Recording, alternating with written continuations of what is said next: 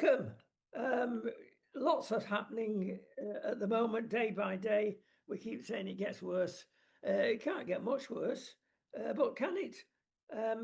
Now, you are our leader of the Christian People's Alliance.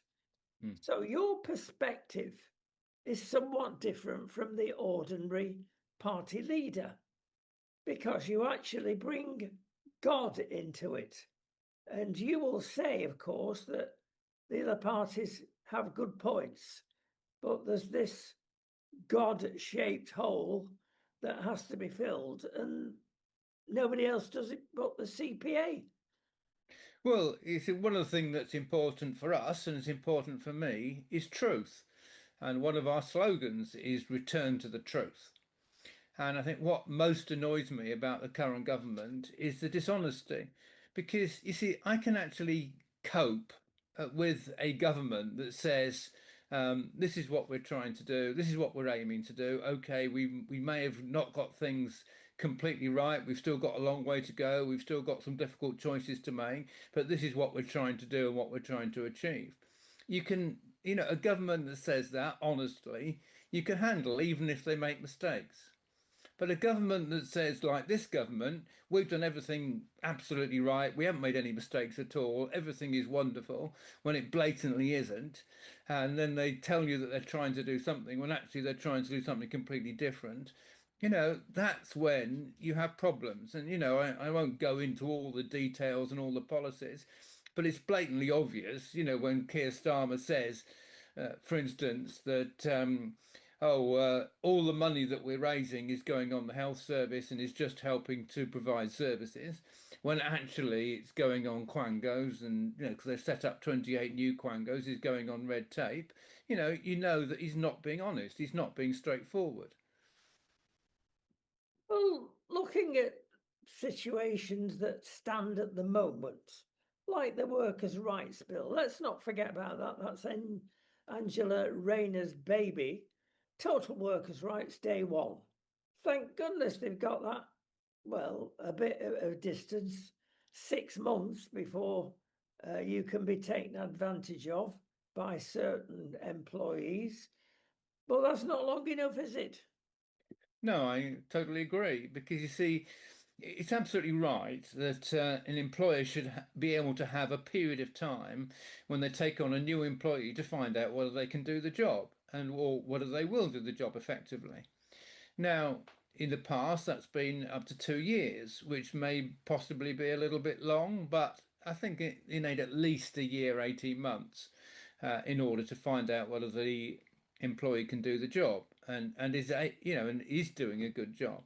See, if we have a period of only 6 months, that basically means that after employing somebody for 6 months, they've then got to make a decision whether they're going to take the person on permanently or whether they feel they're not doing a good enough job. Now, if during that period of 6 months the employee maybe has a period of sickness or something happens, it basically means that it's very difficult to make a decision on permanent employment with that shorter period of time.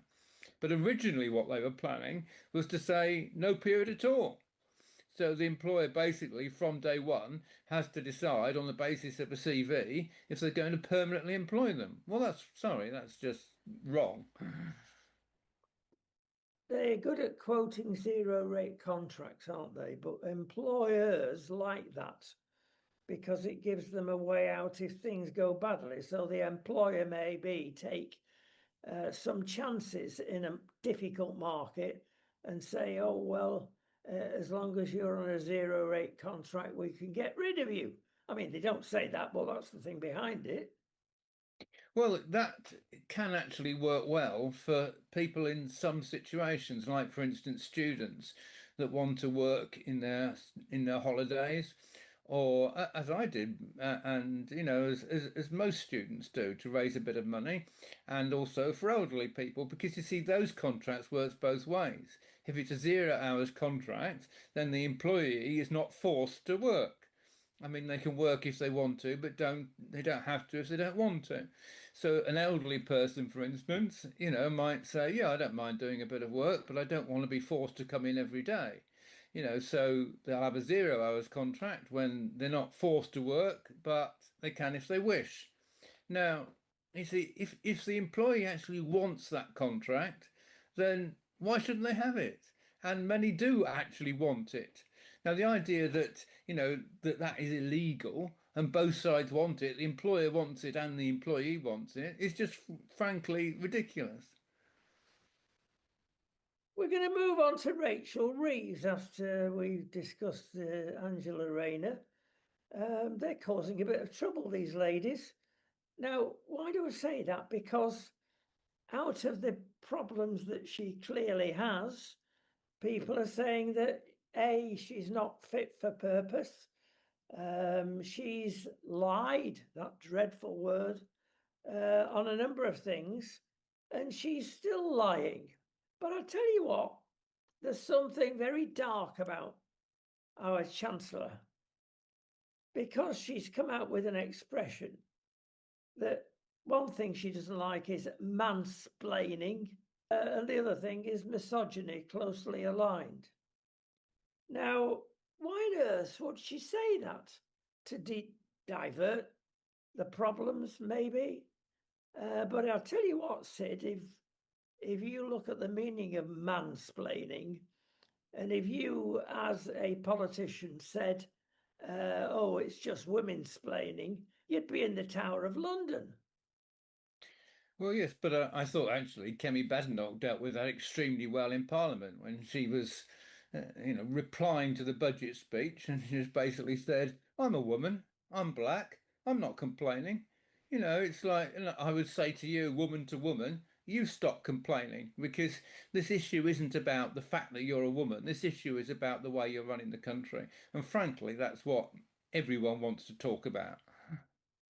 The other thing that's come out of this, of course, is the spending, thanks to the backbenchers, absolutely creating a strange situation when you need to earn £71,000 to be equal to somebody on the dole if you've got 3 kids.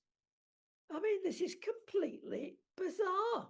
Yeah, I mean the benefits bill is undoubtedly, a big issue, but to my mind, it's not the biggest issue because, as I've said many times before, the biggest issue I believe is the amount we're spending on regulation, which is now 353 billion.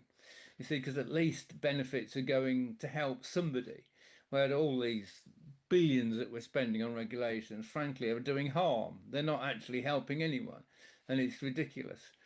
But you see, if we come back to what you were saying earlier about Rachel Reeves' dishonesty, you see, we've had it over and over again. It started with her CV, where she said that she was an economist working for Halifax Bank of Scotland, where actually she was working in retail banking. She was working in a purely admin role. So what she said wasn't true, and she's now admitted it wasn't true. And then we had her not having a license for her renting out her property. She said, "I didn't know I needed a license." It's then showed that she had two separate estate agents that had written to her and told her she needed a license. So she hadn't been telling the truth on that. And then you come to the economy, and everything has been the Conservatives' fault. But she's been saying, for instance, that under the Conservatives, inflation was 11%. Well, it was at its peak, but it wasn't when they left office. When they left office, it was 2%, and she's put it up to 3.8%. So that was wrong. She said, "Oh, the Conservatives left us with this massive debt, and we're now having to deal with the debt that they left us." Well, actually, the deficit, which is the difference between what was spent and what was raised, was 140 billion when Labour left office in 2010, which in today's money that would be 239 billion. And the Conservatives got it down to 38 billion before COVID. And even after COVID, when they left office, it was around 100 billion, and the Labour Party put it up to 158 billion. So they've actually increased debt. They haven't reduced debt at all. And but by every measure that you look at, they're worse off. If you look at unemployment was 7.8% when the Conservatives came to office in 2010. When they left office, it was 4.4%. The Labour Party have now put it back up to 5.2%. So unemployment is worse under Labour. Every test you look at, whatever statistic you look at, the Labour Party have made the economy worse. And they've got to keep blaming the Conservatives all the time. The economy wasn't a disaster under the Conservatives. And the other thing, by the way, is growth. Growth averaged 2% from 2010 up to COVID under the Conservatives. We've now got growth at 1.4%. And it's and the forecast is it's going to be no more than 1.5% maximum over the next 4 years. Their growth is going to end up significantly worse than growth under the Conservatives. And they keep on saying, oh, the economy stagnated under the Conservatives. No, it didn't. It actually did better than it's doing under you. The fascinating thing about all this, Sid, is that divided parties don't last for very long. And the Tories have taken advantage over centuries. Labour, because it's always been split, they've always gained by that split. But now the Tory party is completely split. One good speech in the House of Commons is not going to cure everything, is it? Well, I think Kevin Badenoch is. I think the turning point for her, in my view, was her Conservative conference speech in October, when she did extremely well, made a very powerful speech, and got the support of a lot of people within the party because of it. I think before then, there was a lot of rumour that, oh, she's not going to last much longer, they're going to bring somebody else in, and so on and so forth. That has been completely silenced since that conference speech. And I think she did extremely well in the budget. She had the advantage, which frankly no other leaders had, that she knew the budget speech before it was presented because it was leaked, which seems ridiculous, frankly. But the fact that she knew what was going to be said before it was said means that she was able to prepare her speech in response before the speech took place, which has never happened before. So that was a help to her, but she made a very powerful speech, and which I listened to it at the time, frankly, and she completely destroyed Rachel Reeves, and the Labour Party were looking sick when she was speaking because she just showed what a disaster they're making of the economy, and how all efforts just to blame the Conservatives were all just completely false. So I think the Conservatives are coming back into their own. I mean, they're not showing great, massive improvement at the moment in the opinion polls, but their position is stabilised. They're not going down anymore, and they are making a small improvement. So I don't think you should write off the Conservatives at all. Well, Sir Keir has congratulated himself this week because whatever happens in this world, whether he's Prime Minister for any longer, he's happy that he's got 459,000 children out of poverty. There again, it's presentation of facts and figures.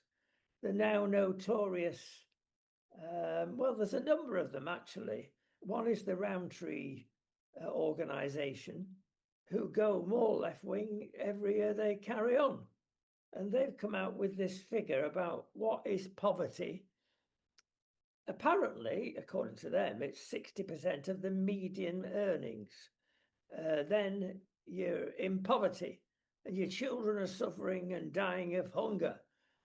I mean, if you analyse those figures, that's an utter nonsense.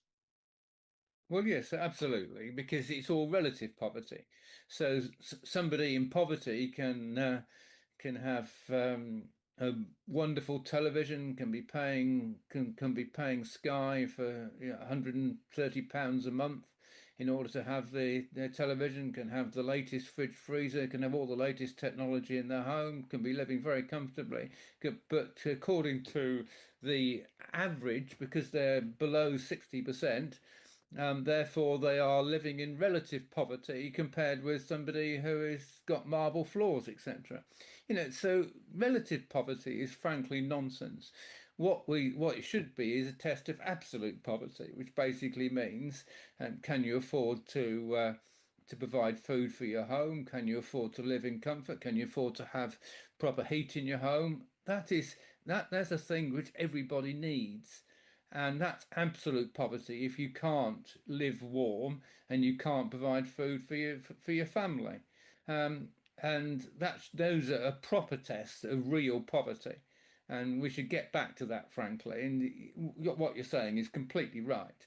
When Keir Starmer says, "Oh, we've got 450,000 children out of poverty," it's just complete nonsense. Moving back to a subject, somebody's just reminding me, Sid, about the benefits to families that have been given away thanks to the backbenchers. And it's something that's very difficult to talk about, and not many commentators do. We will.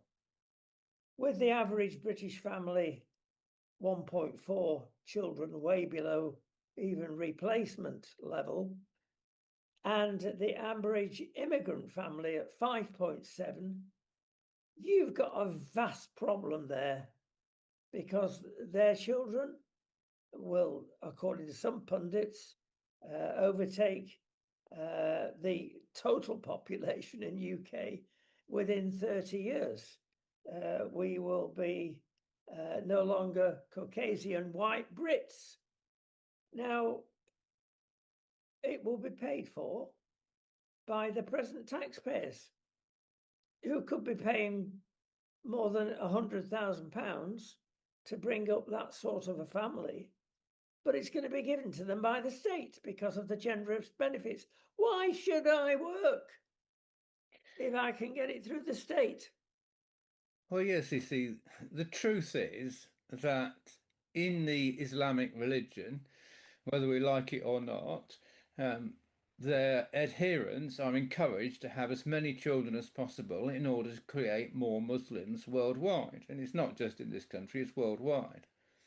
And it's also a clear fact that is now proven that there is a crusade which is called the Hajj, which is going on worldwide to encourage Muslims to leave the comfort of their home to go to Western countries to make those Western countries more Islamic. Now that's what's going on. Now, what's happened in this budget in increasing the limit from 2 children to unlimited number of children to get benefits, we're basically encouraging that process more because we're basically saying you can come to this country, have numerous children in this country, and we'll actually reward you for doing it. Now, you see, the contrast is with under the Christian faith, there's no encouragement to have as many children as possible. And what's actually happening is that the number of children are going below two per household. So because of that, is unfortunately Christian families relatively lose out compared with Islamic families. That's what's actually going on. Now, it's we believe in freedom, so of course people should be free to do what they want and live how they want. But the other side of this coin is the fact that there are also a lot of people in the days of the internet that are voluntarily leaving the Islamic religion. So you see, even though they've got all this, as you say, 5.7 on average children per household, the number of Muslims worldwide is not increasing by that much at all because they're losing enormous number of people because they're realizing that Islam is not a true religion. So that's what's going on worldwide. Interesting. Let's go for something equally as interesting, and that's Nicolas Maduro.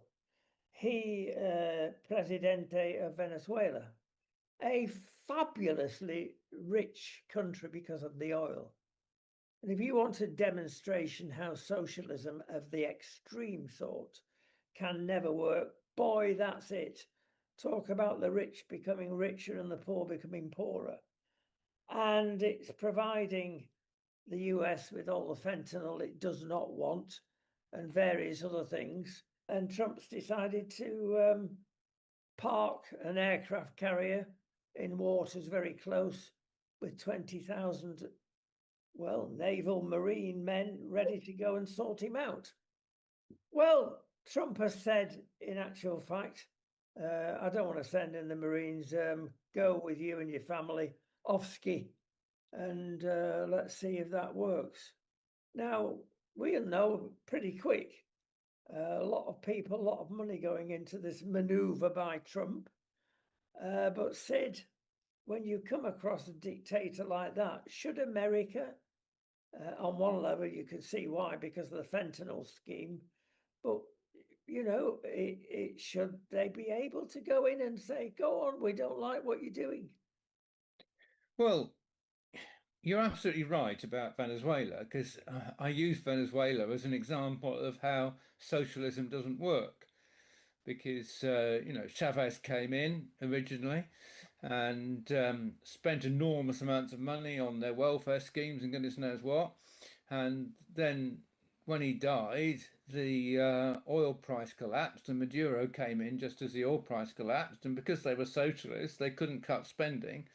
So they just carried on spending and spending and spending, and then the inflation rose to 10,000% in 2019, and the everything collapsed, and all the welfare schemes collapsed, and people couldn't get enough food to eat. They were even killing cows in the field. The people were, because in order to get food, and it was there was the hospital system just completely collapsed, and the whole situation was a disaster.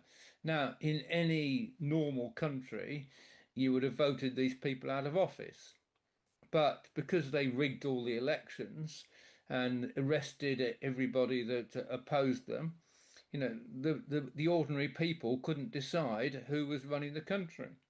What then happened was that because the economy had completely collapsed, they then resorted to using the drug system in order to make money.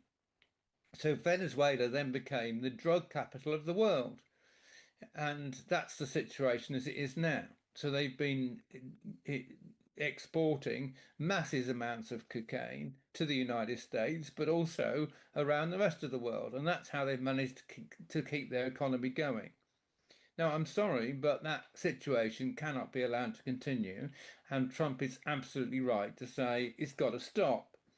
And he has been dealing with Venezuelan boats, but he's now looking at maybe dealing with it from the source, literally getting rid of this regime. But you see, the thing is, what is very clear is that the people of Venezuela don't want this regime. So if Trump does go in and get rid of this regime, he'll be doing it on behalf of the people. So in my view, there's nothing wrong with saying, we've got to put a democratic system in place and remove this tyrannical regime that is not only destroying other countries, they're absolutely massively destroying their own country.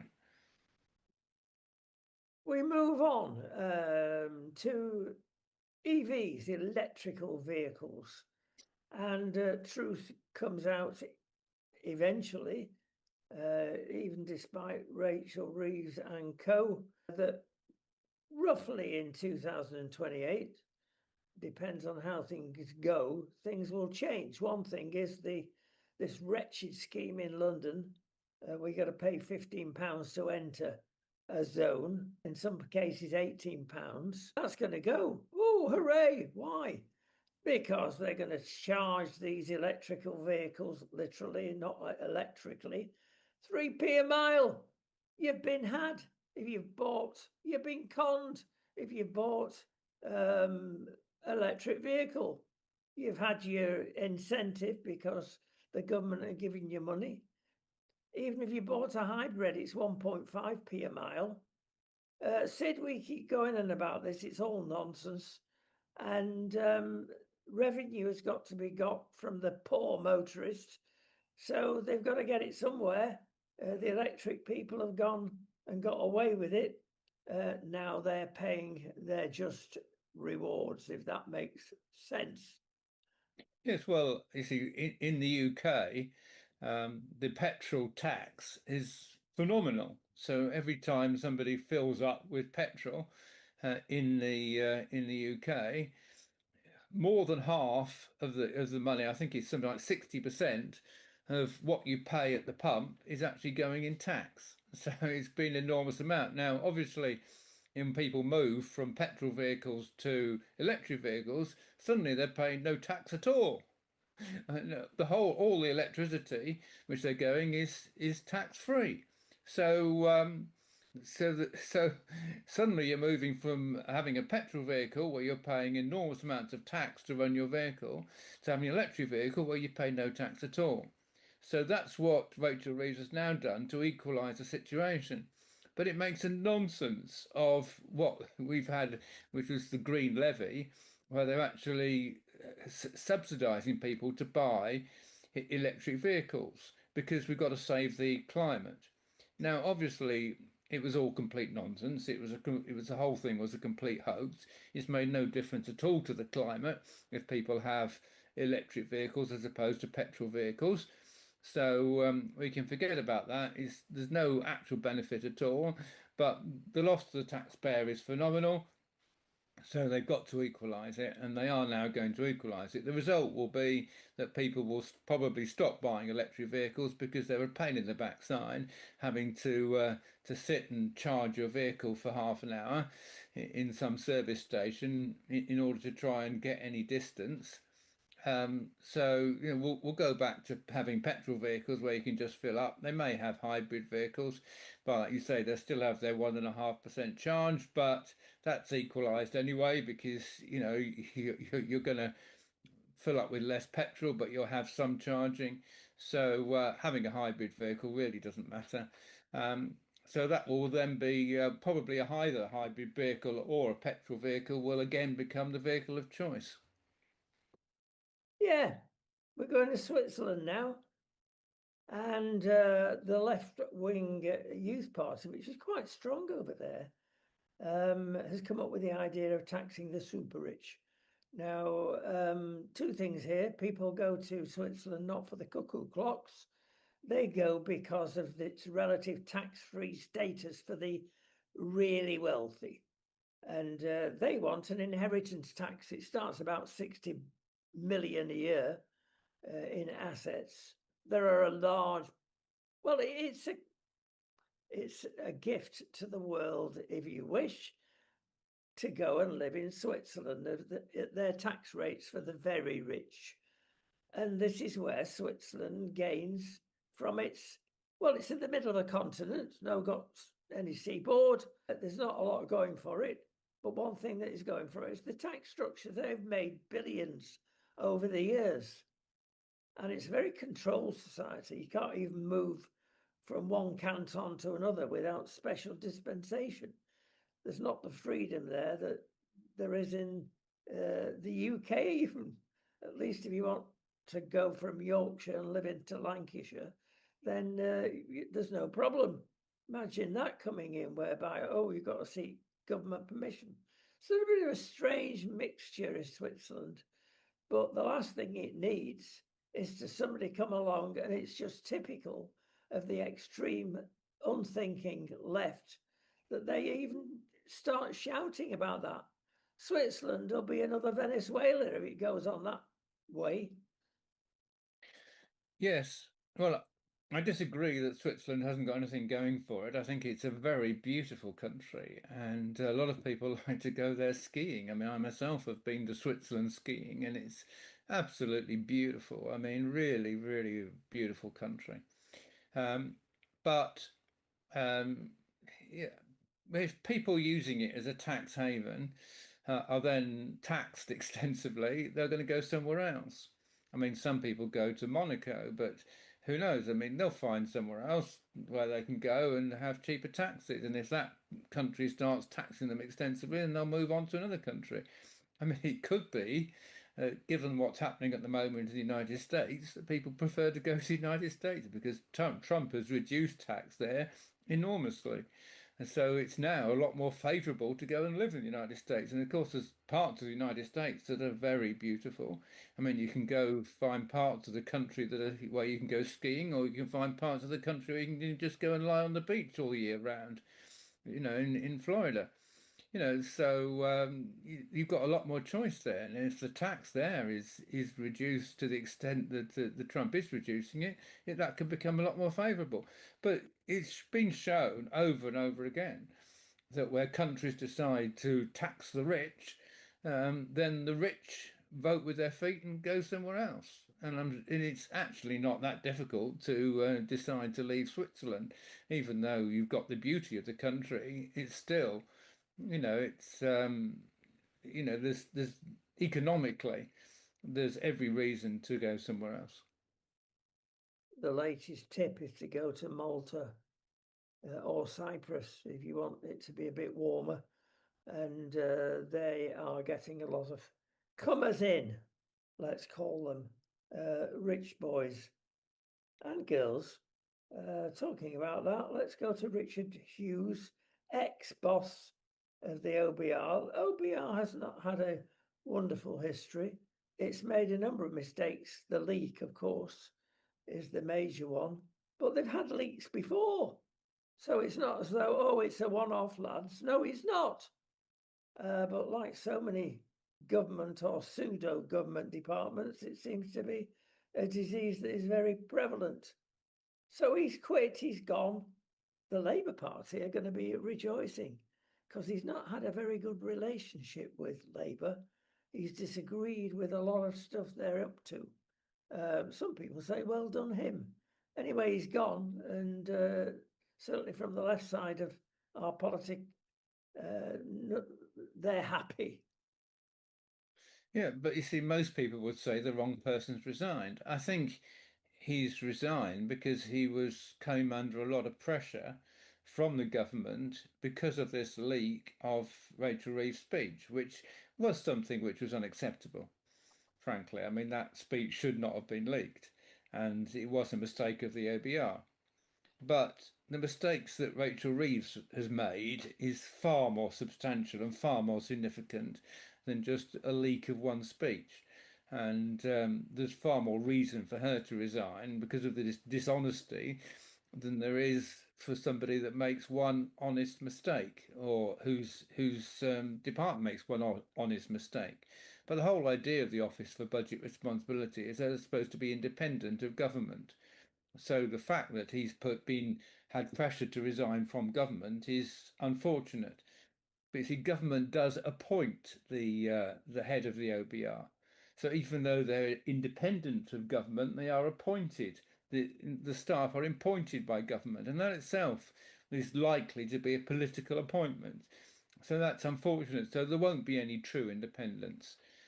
So yes, the head has gone, wasn't appointed by Labour. A new head will come in who is appointed by Labour and will probably toe the line. And so the independence of the OBR will probably disappear.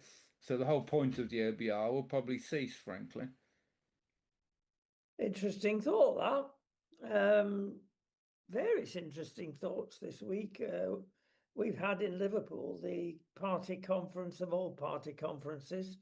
My goodness me, talk about a farce, talk about being completely the monster loony party that still exists, apparently, raving loony party, could not have got anything better than their conference. Sid, you can't believe what was saying, especially Ms. Sultana. And she wants more green, of course. She wants more immigrants. She wants more trans. And they had a variety of those giving 1 minute speeches. And it was bizarre, Sid. They were dressed in all sorts of ways. Well, it would be if they're trans, all sorts of ways. And what worries me, frankly, is not them. They can believe in what they want. It's the people that were cheering them. Where did they get the votes from? Yes, so obviously this is the hard left. I mean, in reality, this is the Communist Party of Great Britain, just with a different reincarnation. I mean, because Jeremy Corbyn, who's one of the joint leaders, doesn't beat around the bush. I mean, he supports Hamas, he supports Maduro in Venezuela, who we were talking about earlier, who is obviously a communist. I mean, he supports every communist system that's going. He supports every communist policy, the state ownership of everything, private ownership will disappear, the state will own everything, everything will have to be renationalised, the railways will have to be renationalised. I mean, that's his policy. So there's no difference between his policies and communist policies. That's the reality of it. And the truth is, whether we like it or not, some people are fooled by the communist doctrine, the Marxist doctrine, which is, you see, I can understand that people look at a country and say, there's these people that are very rich and there's these people that are very poor. So we need to take money off the rich and give it to the poor and we'll have a fairer society. I can understand that argument, and some people obviously live by that argument. The problem is it's false because the economy isn't like a cake that you can take money off the rich and give it to the poor and you have a fairer society. The economy is actually like a train where the engine is business and the business produces the wealth. And if you attack the engine and send all the business people abroad, then you've got less money for people in the carriages, which the carriages being the health service and education and people on benefits and so on and so forth, everything else which the government does. That's what the economy is actually like. So you've got to look after business. I mean, you see, if you just take business off the wealthy people and the government runs it, almost inevitably the government can't run it efficiently and effectively. And that's what we saw in the 1970s when we had this trial with socialism. Everything was nationalised. Your nationalised industries didn't work. And Margaret Thatcher came in and privatised everything, and everything worked far more efficiently. See, that's already been proven in this country, and it's been proven in other communist countries all over the world. You know that communism has just collapsed, other than in China. But in China, they've introduced capitalism into their communist system, so that they've got the economy working as a result, but the rest of the society is very oppressive. So it's still a very unpleasant place to live in, even though it's now quite a prosperous society. But, you know, the reality is that pure communism does not work. We must move quickly on. We're running out of time. Sid, farmers. The backbenchers are coming in useful this time and saying it's a nonsense. I would agree with that. If you look at what the government are going to make out of this inheritance tax, daylight robbery from farmers, it's nothing. It's like the fancy scheme they got for private education. That was nothing. They're ruining people's lives without thinking through. And let's hope the backbenchers maintain their control of the country, at least in this aspect, and give the farmers what they want. Yeah, I find this attack on farmers very worrying, frankly, because it's not just in this country, it's international. And in Holland, for instance, they were trying to close all the farms, and they actually had a farmers' party that rose up and became quite powerful in Holland. But you see, it's like, why is this attack on farmers going on? We've had Bill Gates in America, who's been buying up enormous number of farms across the country. And you think, what's that all about? You know, and I've been told, I don't know, but they're trying to actually produce synthetic food that is going to replace the food produced on farms. So we're all supposed to be then eating synthetic food, which is produced by the cabal. They're then going to put stuff in their synthetic food, which will then control the population and possibly kill large parts of the population because they want fewer people in the world. Because part of the global agenda is also to reduce the world's population, because they've said that they think having 8 billion people in the world is unsustainable and they've got to get the numbers down below a billion. So part of this is to get rid of the farms, get rid of the food, have synthetic food, control the food, and reduce the world's population. And that appears to be what they're trying to do. Frankly, it is evil, utterly evil. And the idea that the world cannot support 8 billion people is just completely false. We're actually producing more and more food. We're producing easily enough food for 8 billion people, and there's no reason whatsoever to be reducing the world's population. This is an evil cabal with an evil agenda, frankly. Farage has got his own mind about evil agendas because in the Financial Times, of all papers, usually get things right.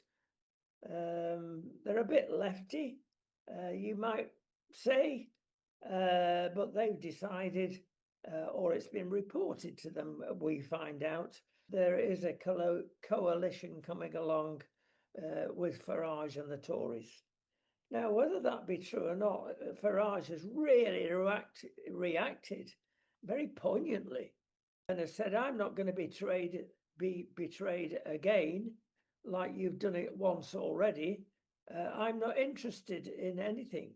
Now, apparently, behind the scenes, some big businessmen with plenty of dosh who perhaps are supporting and will support Farage have come along and said to a correspondent in the Financial Times, that's what he's really thinking of doing.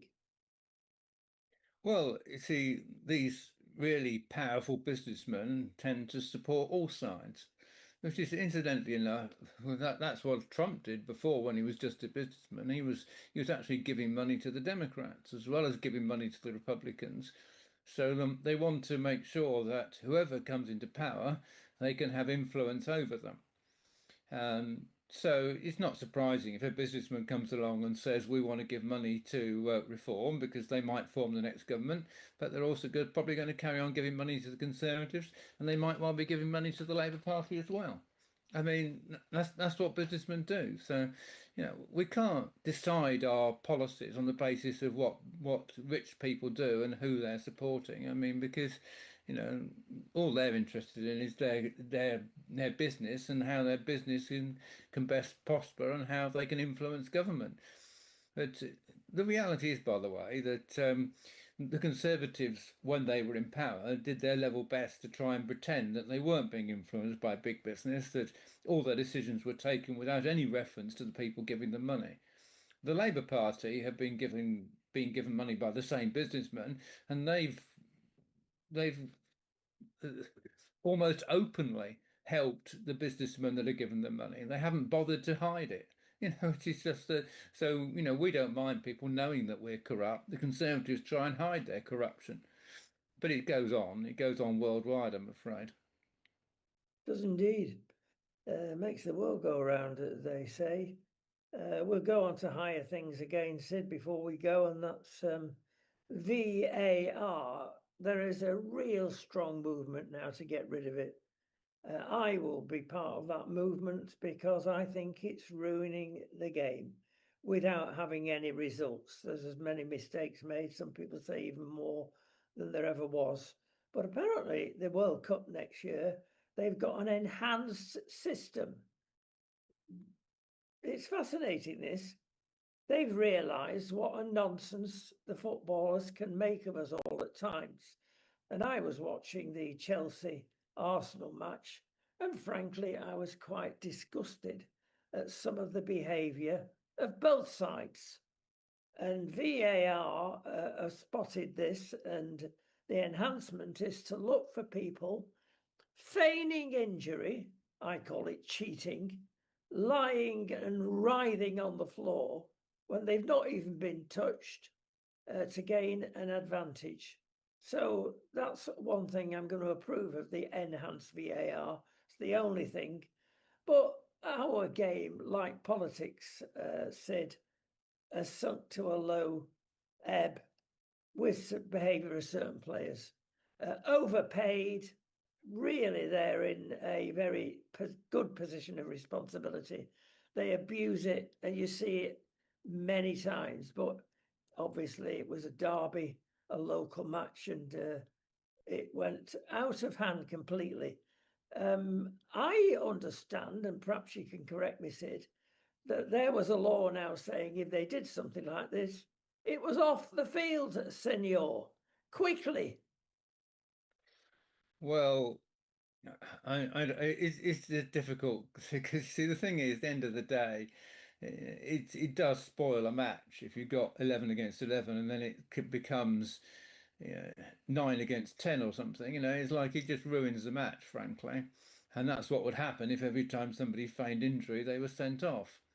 But no, I think sending off should be reserved for violent conduct, which of course did happen in that match, and there was clearly violent conduct from the Chelsea player, and he was sent off. And I think that's absolutely right. As far as VAR is concerned, I think VAR is a good thing, but they need to make their decisions much more quickly. And to have automatic decisions really for offside, VAR should be able to tell you almost immediately whether it's offside or not. There shouldn't be a 5 minute delay while we look very carefully at the result. And it's the same with a goal line technology. I think that's extremely important to know if the ball's crossed the line or not, but it should be quite instant. If there's doubt as to whether the ball has actually crossed the line or hasn't, it shouldn't take 5 minutes to decide whether the ball's crossed the line or not. I mean, so that sort of technology is important. And if it goes on to tell us if people are feigning injury, then I think that should be guidance to the referee. It shouldn't be an absolute decision. It certainly shouldn't be a sending off for somebody for feigning injury, but it's something that is unfortunate in the game, certainly. Back to basics, Sid. I thought you were into back to basics, but there you go. Tell you what disturbs me about the footy scene at the moment is the amount of money we pay in the United Kingdom for watching it. Paramount have now come in and are going to get their slice of the big cake, with many matches going to Paramount. You work that out, Sid, and it's over £1,000 a year you're paying if you want to watch your team, not in every match, but pretty much so.